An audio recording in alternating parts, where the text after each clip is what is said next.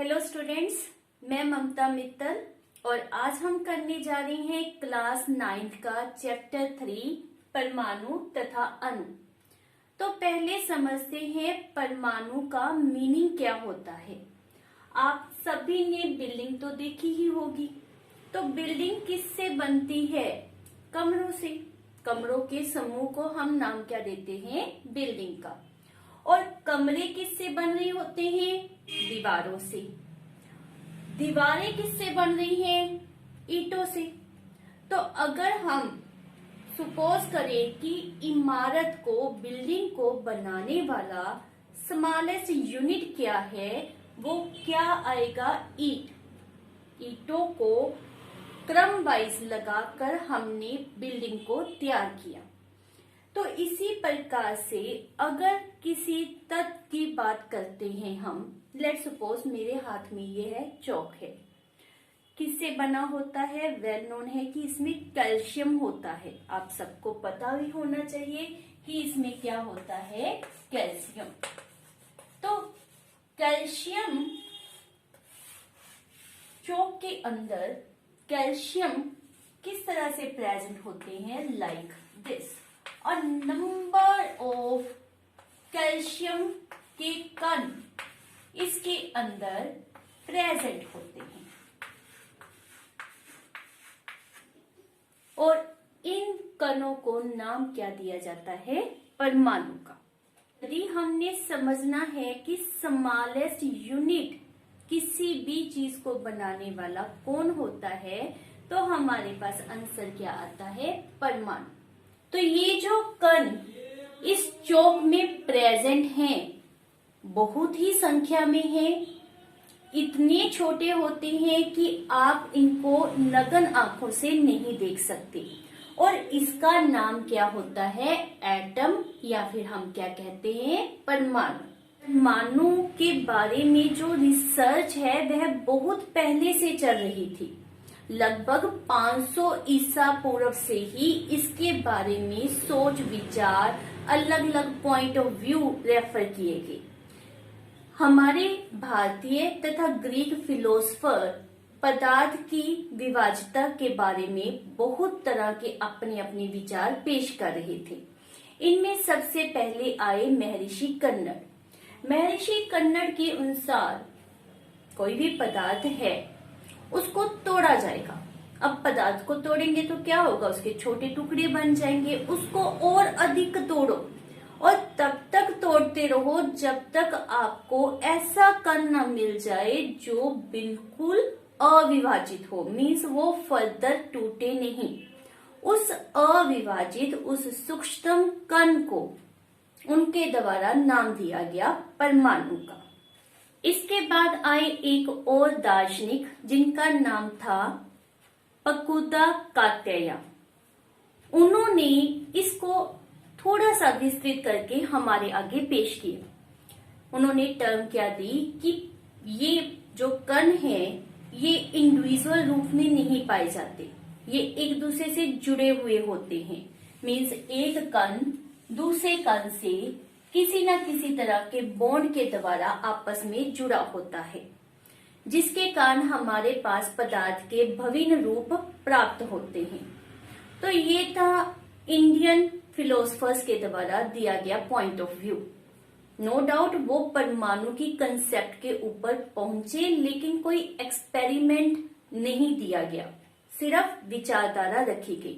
वक्त इसी समय ही ग्रीक दार्शनिक जिनका नाम था डेमोक्रिटस तथा ल्यूसिपस, उन्होंने अपने सुझाव दिए।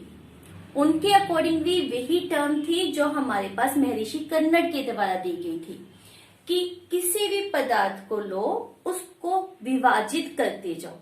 जब आप उसको बार बार विभाजित करते जाओगे, मीन्स तोड़ते जाओगे, तो अंत में एक ऐसी सीमा आ जाएगी कि कण विभाजित होना बंद कर देगा और उस समय उस कण को नाम क्या दिया जाएगा? परमाणु।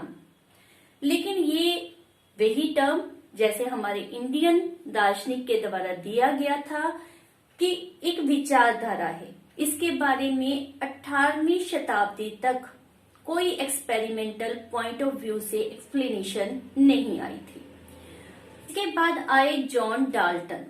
ये आपने हिस्ट्री है जिसको याद रखना है कि किस तरह से परमाणु हमारे पास डिस्कवर्ड हुआ। तो जॉन डाल्टन ने भी परमाणु उसी कण को कहा जिसे महर्षि कन्नड़ ने परमाणु कहा था, जिसे पकुदा कात्यायान ने परमाणु कहा था, जिसे डेमोक्रिटस या ल्यूसिपस के द्वारा परमाणु कहा गया था। मीन्स अविभाजित कण, उसे परमाणु कहा गया। उन्होंने अपना एक सिद्धांत दिया जिसे डाल्टन के परमाणु सिद्धांत के नाम से जाना जाता है, और यह सिद्धांत दिया गया था 1808 में। तो यह सिद्धांत क्या था, अब हम उसके बारे में चर्चा करेंगे। डाल्टन के परमाणु सिद्धांत का पहला पॉइंट क्या कहता है कि हमारे आसपास जो भी पदार्थ है, कोई कॉपी है, पेन है, पेंसिल है, एनीथिंग मीन्स अगर हम लिविंग बीइंग की भी बात कर रहे हैं तो वो भी इसमें इंक्लूडेड है। तो कोई भी पदार्थ जिसे आप कहते हो वह किससे बना हुआ है, परमाणु से। अगर मैं बात कर रही हूँ इस चौक की या किसी कॉपी की या किसी पेन की, तो उसके अंदर जो सूक्ष्मतम कण है, मीन्स जब इसको ब्रेकअप किया जाएगा, छोटे छोटे हिस्सों में बांटा जाएगा, उससे छोटे हिस्से किए जाएंगे, तो एंड में आप एक ऐसे कण पर पहुंच जाओगे जो फर्दर ब्रेकअप नहीं होता, अविभाजित कण होगा। उसे नाम क्या दिया गया, परमाणु का। तो डाल्टन का पॉइंट ऑफ व्यू वही है हमारे पास हमारे पहले भारतीय या फिर ग्रीक दार्शनिकों का था कि किसी भी पदार्थ, लेट कॉपी, पेन, किसी भी पदार्थ को आप ले रहे हो वह सूक्ष्मतम कणों से बना होता है और उस कण का नाम क्या होता है, परमाणु। दूसरा पॉइंट, परमाणु अविभाजित सूक्ष्मतम कण होते हैं जो रासायनिक अभिक्रिया में न तो सर्जित होते हैं और न ही उनका विनाश होता है। मीन्स रासायनिक अभिक्रिया क्या मीनिंग होता है, जब भी आप कोई रासायनिक अभिक्रिया मेंशन करते हो तो उसमें दो पार्ट होते हैं, एक होता है अभिकारक और दूसरा उत्पाद। मीन्स एक रिएक्टेंट जो लेफ्ट साइड के ऊपर मेंशन किया जाता है और दूसरा प्रोडक्ट।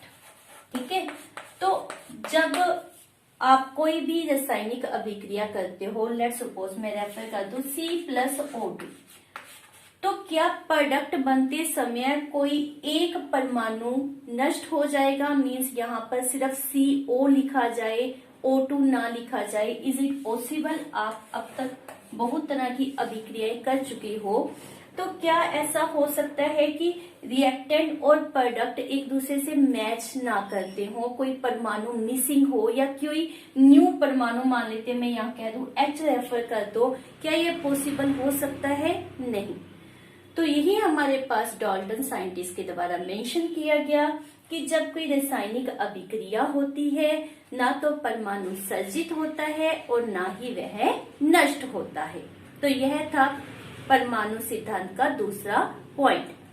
नेक्स्ट पॉइंट हमारे पास, दिए गए तत्व के सभी परमाणुओं का द्रव्यमान तथा रासायनिक गुणधर्म समान होते हैं। इसका मीनिंग क्या है कि लेट्स सपोज यह हाइड्रोजन तत्व है और इसके अंदर जितने भी परमाणु प्रेजेंट है वो किसके होंगे? ऑब्वियस है हाइड्रोजन के।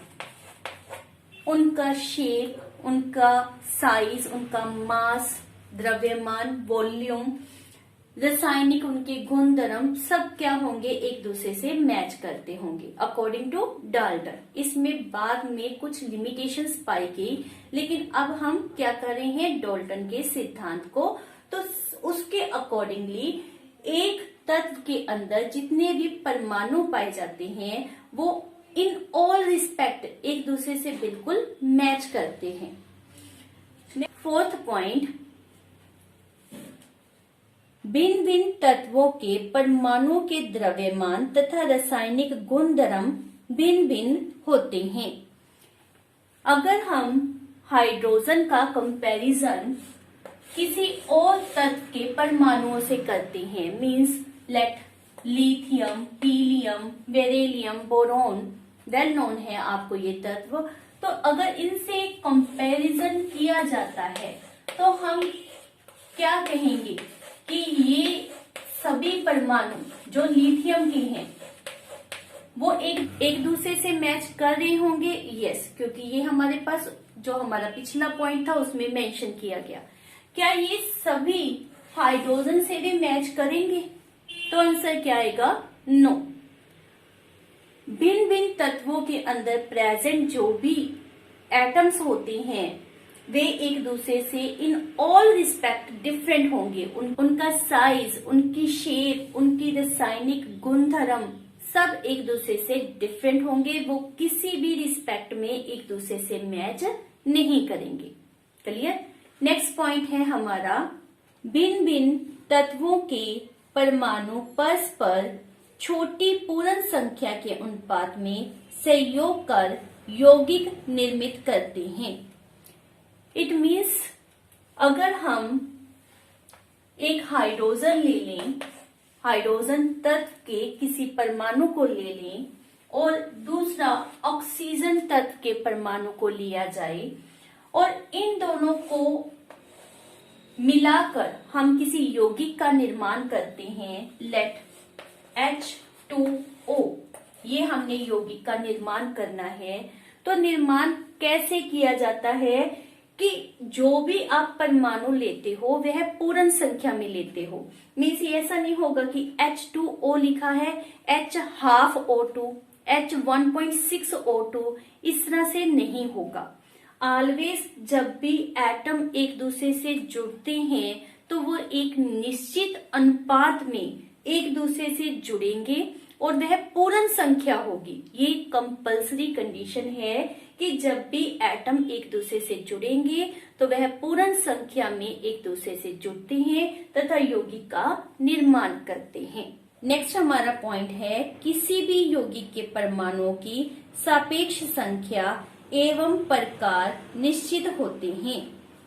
कहने का मीनिंग यह है कि अगर हम पानी की बात कर रहे हैं, मीन्स H2O, पानी, कभी भी ऐसा हो सकता है कि मैंने टैप वाटर लिया है और उसमें जो पानी का सूत्र है वह बन जाए H3O, या फिर समुद्र से ऑब्टेन किया है तो उसका सूत्र बन जाए HO। अगर हम रेफर कर रहे हैं कि वह एक दिया हुआ यौगिक वाटर है तो उसमें प्रेजेंट जितने भी परमाणु होते हैं एक दूसरे के सापेक्ष उनकी जो संख्या होती है या यू कैन से जो उनका अनुपात होता है वह हमेशा फिक्स रहता है, उसमें कोई चेंज नहीं आती। तो ये थे हमारे पास डाल्टन के द्वारा दिए गए परमाणु सिद्धांत के पॉइंट्स, जिसमें हमारे पास उन्होंने परमाणु के लिए काफी हमारे कंसेप्ट्स को क्लियर किया। तो जब डाल्टन के द्वारा 1808 ईस्वी में परमाणु सिद्धांत दिया गया, उसी समय ही in the starting of 18th century scientist व फिलोसफर्स में यह क्यूरियोसिटी थी कि किस तरह से तत्व एक दूसरे से कंबाइन करते हैं और जब वो कंबाइन करते हैं तब क्या होता है। उसी समय एक और साइंटिस्ट जिनका नाम है एंटोनी एल लेवोसियर, उन्होंने रासायनिक संयोजन के बहुत ही इम्पोर्टेंट 2 हमारे पास नियम दिए। अब हम स्टडी कर रहे हैं उनके द्वारा दिए गए फर्स्ट नियम को, जिसका नाम है द्रव्यमान संरक्षण नियम। द्रव्यमान संरक्षण नियम बहुत इजी है। यह हमारे पास दिया गया था एंटोनी एल लेवोसियर तथा जोसेफ एल प्राउस्ट के द्वारा। तो परमाणु संरक्षण का नियम क्या कहता है कि किसी रासायनिक अभिक्रिया में द्रव्यमान न तो सृजन किया जा सकता है और न ही उसका विनाश होता है।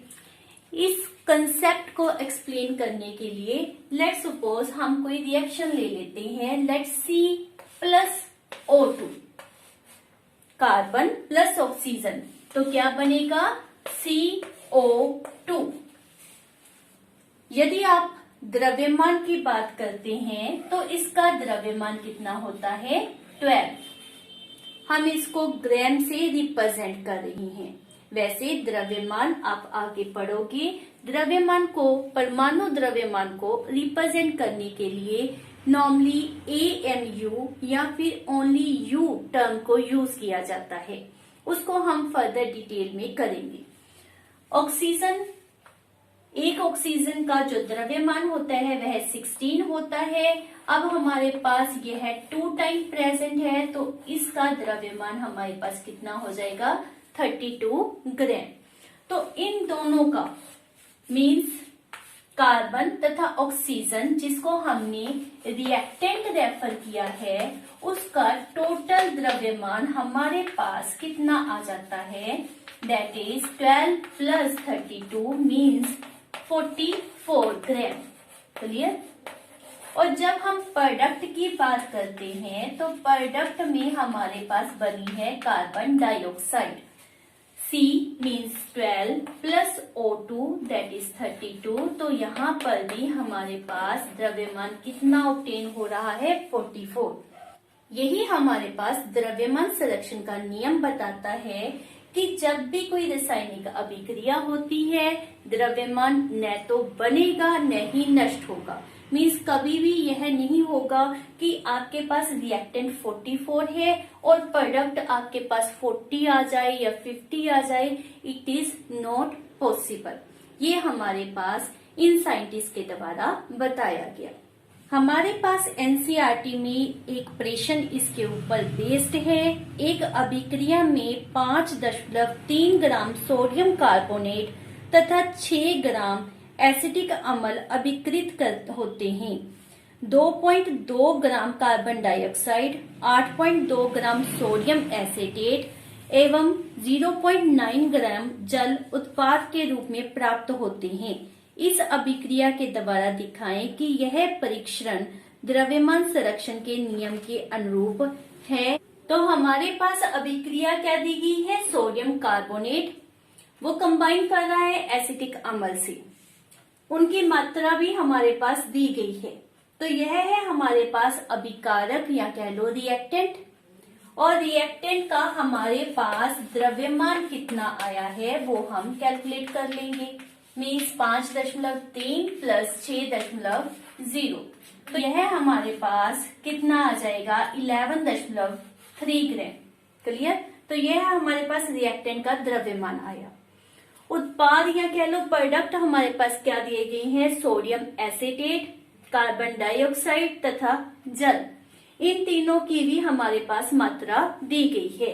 अब हम प्रोडक्ट का द्रव्यमान पता करते हैं। तो हमारे पास 8.2, 2.2 एंड 0.9 दिया हुआ है। तो वह हमारे पास क्या जाएगा, दैट इज 11 तो 11.3 ग्राम। तो हमारे पास ऑब्टेन क्या हुआ कि जो रिएक्टेंट का मास है, द्रव्यमान है, वही हमारे पास प्रोडक्ट का द्रव्यमान है। इट मीन्स यहाँ पर द्रव्यमान संरक्षण का नियम लागू होता है। दूसरा हमारे पास जो नियम दिया गया वह था स्थिर अनुपात का नियम। स्थिर अनुपात का नियम भी हमारे पास एंटोनी एल लेवोसियर के द्वारा ही दिया गया था। स्थिर अनुपात के नियम के अकॉर्डिंगली यौगिक 2 या 2 से अधिक तत्वों के मिलने से बनता है और दिए गए यौगिक में तत्वों का अनुपात सदैव स्थिर रहता है। कौन सा अनुपात, उनके द्रव्यमान का अनुपात, चाहे यौगिक को आपने किसी भी सोर्स से प्राप्त किया हो। फॉर एग्जाम्पल इसको समझने के लिए हम वाटर को लेते हैं। अब वाटर जो है हम किसी भी सोर्स से ऑब्टेन कर सकते हैं। हम टैप वाटर ले सकते हैं, हम उसे कुएं से प्राप्त कर सकते हैं, तालाब से ला सकते हैं, झील से ला सकते हैं। मीन्स आप किसी भी सोर्स से वाटर ऑब्टेन कर सकते हो। बट अगर उसे वाटर कहा जाता है तो उसमें सदैव हाइड्रोजन तथा ऑक्सीजन ये तत्व प्रेजेंट होंगे और ये एक निश्चित द्रव्यमान के अनुपात में प्रेजेंट और जो हमारे पास होता है 1:8।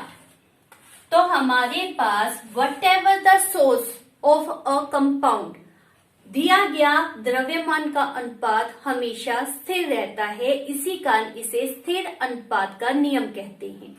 यदि हम बात करें कार्बन डाइऑक्साइड की, तो कार्बन डाइऑक्साइड को भी हम किसी भी सोर्स से ऑब्टेन कर सकते हैं। जैसे हम सांस के द्वारा CO2 को बाहर निकालते हैं, कागज को जलाने से भी CO2 उत्पन्न होती है। CaCO3 इसकी बर्निंग करते हैं तो हमारे पास क्या ऑब्टेन होता है, CaO and CO2।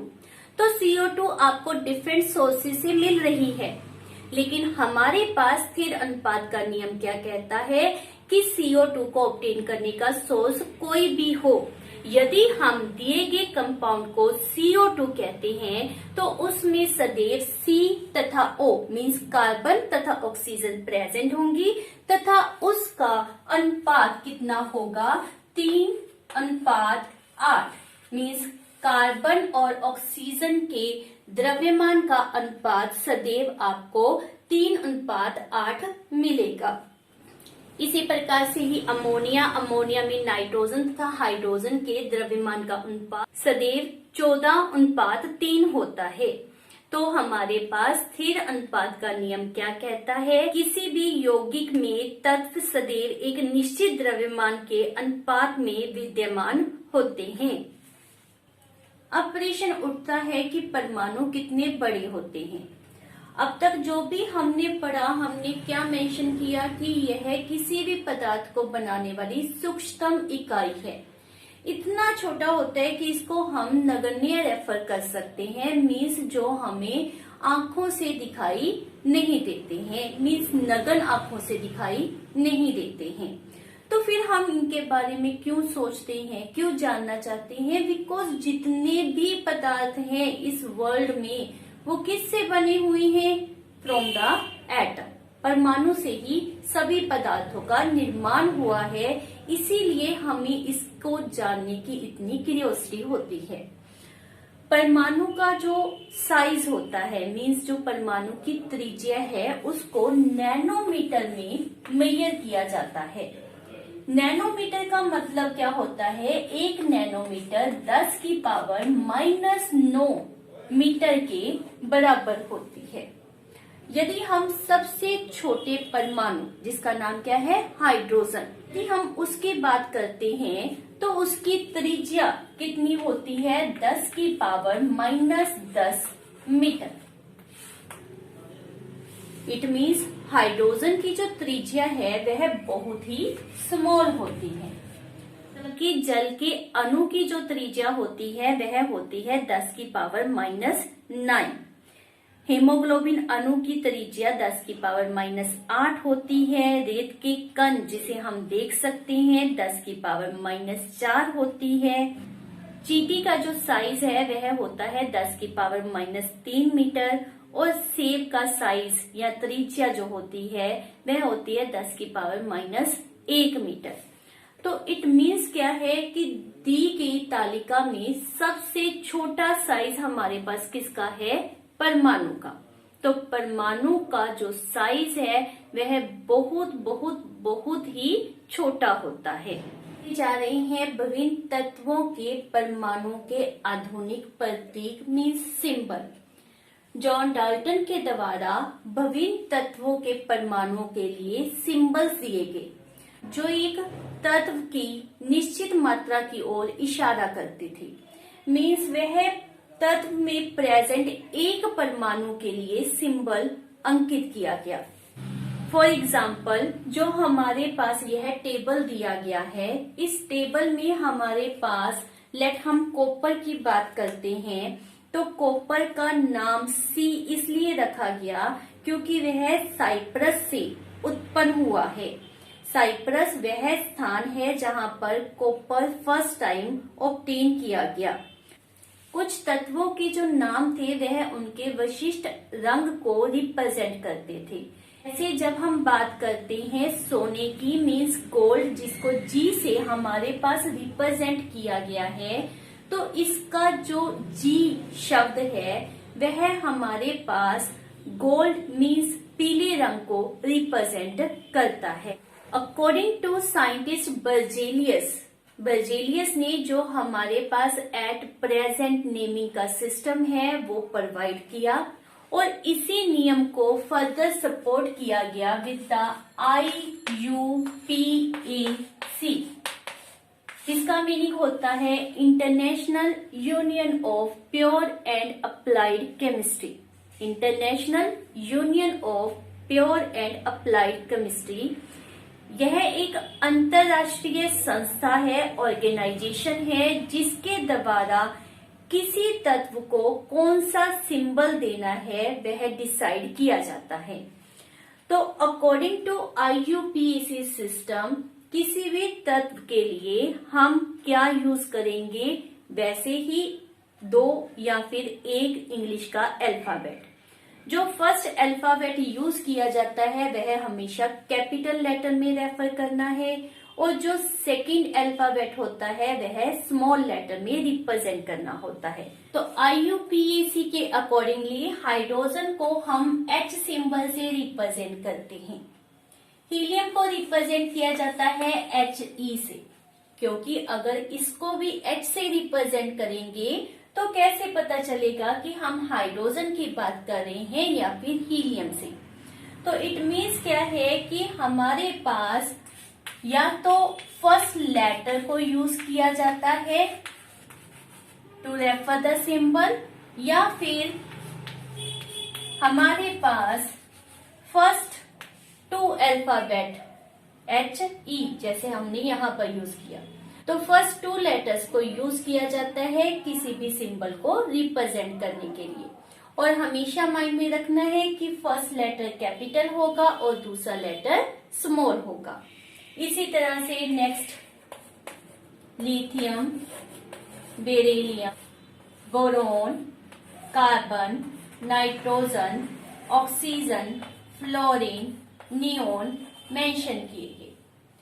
Next sodium. Sodium तो हम इस तरह से लिखते हैं, तो फिर इसके लिए Na टर्म क्यों यूज की गई? क्योंकि जो तत्वों की नेमिंग है वह सिर्फ इंग्लिश से ड्राइव नहीं की गई, उसके लिए डिफरेंट लैंग्वेज को यूज किया गया, जैसे कि ग्रीक, यूनानी, लैटिन लैंग्वेज को यूज किया गया। तो सोडियम का अनदर लैंग्वेज में नेम होता है नेट्रियम, इसीलिए हम इसे Na सिंबल से रिप्रेजेंट करते हैं। मैग्नीशियम। अब मैग्नीशियम नेम में क्या स्पेशलिटी है कि हम मैग्नीशियम किस तरह से रिप्रेजेंट लिखते हैं। तो मैग्नीशियम में हमने फर्स्ट 2 लेटर नहीं यूज किए, फर्स्ट लेटर और एनी अदर लेटर। यह भी हमारे पास रूल है कि जरूरी नहीं है कि फर्स्ट 2 लेटर ही यूज करने हैं, हम फर्स्ट लेटर और एनी अदर लेटर को सिंबल के लिए यूज कर सकते हैं। नेक्स्ट इज एल्यूमिनियम,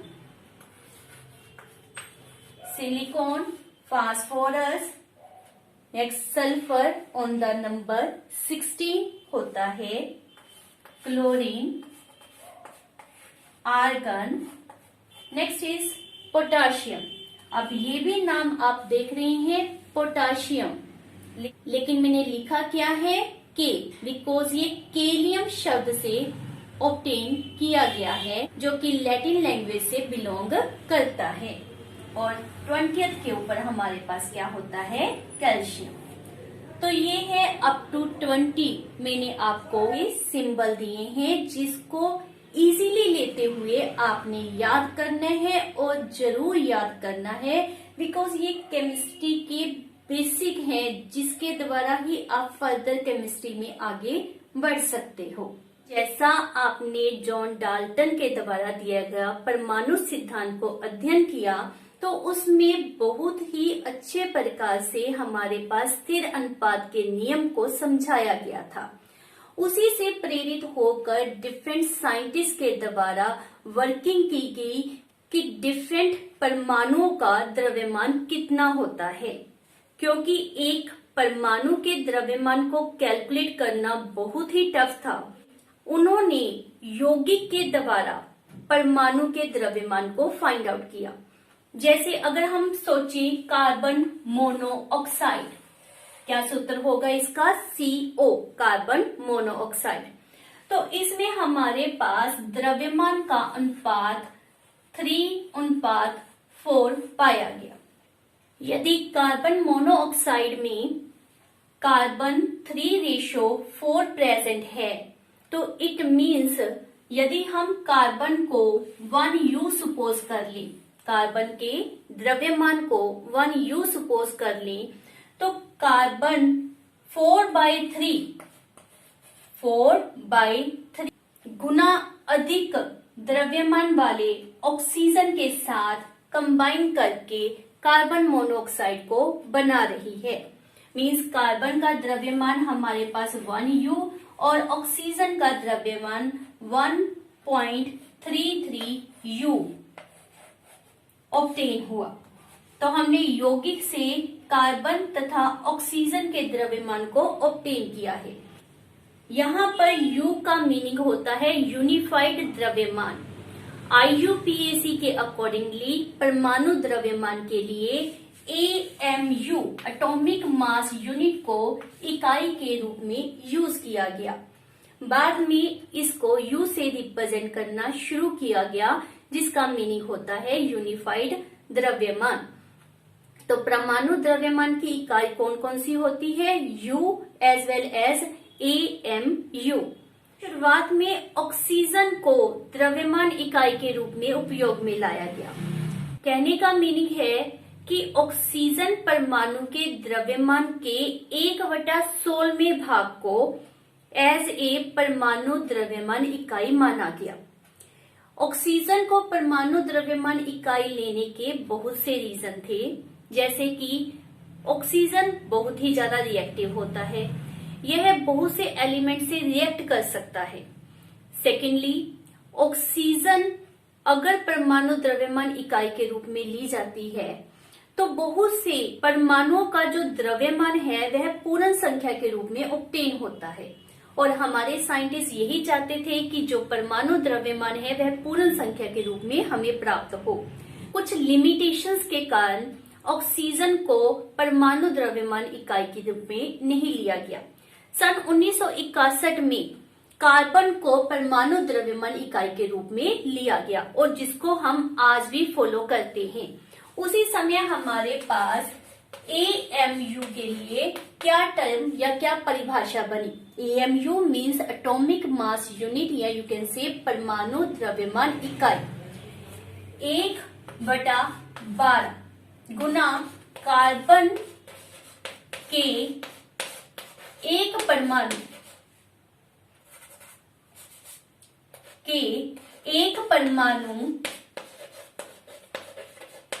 का द्रव्यमान। और जो कार्बन लिया गया, जैसा कि आपको पता है कार्बन के डिफरेंट आइसोटोप्स पाए जाते हैं, समस्थानिक पाए जाते हैं, कार्बन 12, 13 एंड 14। तो यहाँ पर कौन से समस्थानिक को यूज किया गया? C12 को। तो इसको एज ए परमाणु द्रव्यमान इकाई लिया गया और डिफरेंट एलिमेंट के द्रव्यमान को फाइंड आउट किया गया। जैसे कि यदि हम मेंशन करते हैं ऑक्सीजन को, तो ऑक्सीजन का द्रव्यमान 16 AMU है, या इसको सिंपली AMU को हम U से भी रिप्रेजेंट कर सकते हैं, जैसा कि हमने पहले पढ़ा था। तो 16 AMU का मीनिंग क्या है कि ऑक्सीजन जो है वह 1 AMU से 16 टाइम्स ग्रेटर है। That means oxygen 16 times greater than 1/12 mass of 1 atom of carbon.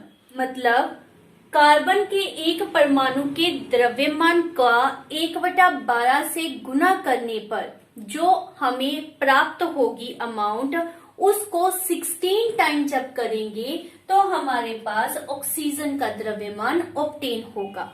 इसी प्रकार किसी भी तत्व के सापेक्षिक परमाणु द्रव्यमान को उसके परमाणुओं के औसत द्रव्यमान का कार्बन 12 परमाणु के द्रव्यमान के 1/12वें भाग का अनुपात द्वारा परिभाषित किया जाता है। इस प्रकार हम अन्य तत्वों के द्रव्यमान को मेंशन कर सकते हैं, जैसा कि हमारे पास हाइड्रोजन का द्रव्यमान होता है 1U, helium 4U, lithium 7U, beryllium 9U, boron 11U, carbon 12U, nitrogen 14U, oxygen 16U, fluorine 19U, neon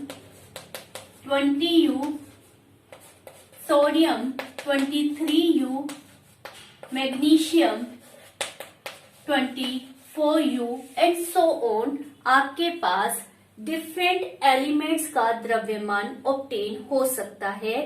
किसके द्वारा हम यह मेंशन कर रहे हैं? With the help of carbon. Carbon को एज ए परमाणु द्रव्यमान इकाई जब हम मानते हैं तो हमारे पास डिफरेंट एलिमेंट का द्रव्यमान दिया गया है। ये थे हमारे पास रूल जिसके द्वारा हम परमाणु के द्रव्यमान को रिप्रेजेंट करते हैं। मोस्ट इम्पोर्टेंट जो परमाणु होता है वह स्वतंत्र रूप में बहुत कम पाया जाता है। परमाणु एक दूसरे के साथ जुड़कर तो अणु या फिर आयन की रचना करते हैं। आयन तथा अणु जो होते हैं वह बड़ी संख्या में एक दूसरे से जुड़कर पदार्थों का निर्माण करते हैं जिन्हें हम देख सकते हैं। तो अब आप समझ सकते हैं कि परमाणु के बारे में जानकारी रखना हमारे लिए कितना इम्पोर्टेंट है। तो यह था हमारा आज का टॉपिक, परमाणु किसे कहते हैं, परमाणु द्रव्यमान कैसे कैलकुलेट किया जाता है, और मोस्ट इम्पोर्टेंट हमारे 2 नियम जो थे द्रव्यमान संरक्षण नियम तथा स्थिर अनुपात का नियम। इन्हें आपने अच्छी तरह से लर्न करना है। मिलते हैं हमारे नेक्स्ट वीडियो में। Bye bye.